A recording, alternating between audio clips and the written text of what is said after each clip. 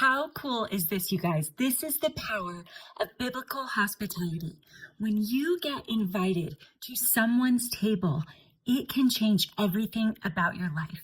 When Jesus invited someone to his table, the whole rest of their world changed. When he says to Zacchaeus, "I'm going to your house today," that man's entire trajectory of life was transformed. When he sits down with Mary and Martha and Lazarus, their brother, their whole world gets revolutionized and redeemed and healed and set free.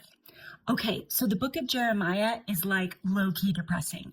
Like the whole thing, there is just sad stuff going on. There's heavy prophecy. The people are turning away. They're worshiping false gods, and they go into exile, and they're sent into Babylon, where they are in distress. But God still says in Jeremiah 29 to settle down, to build houses, to plant gardens, to have children, to eat the things from the fruit of your garden.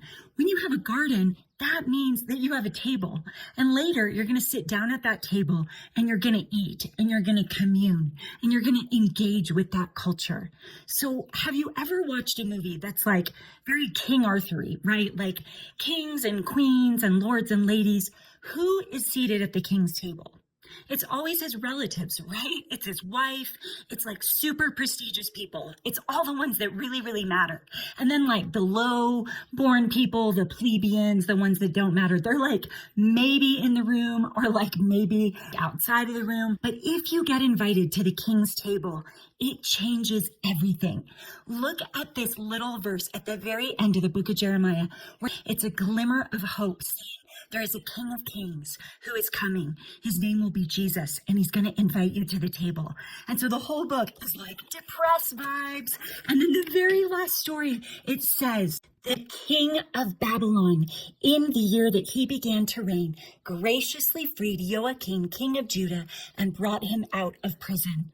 And he spoke kindly to him and gave him a seat above the seats of the kings who were with him in Babylon. He pulls his enemy out of prison to sit at a fancy table with himself. So Joachim put off his prison garments, and every day of his life he dined regularly at the king's table. That is the power of biblical hospitality. Jesus will transform your world when you sit down and dine with him. He will elevate you, redeem you, give you confidence, give you a reason to live. He loves you so much.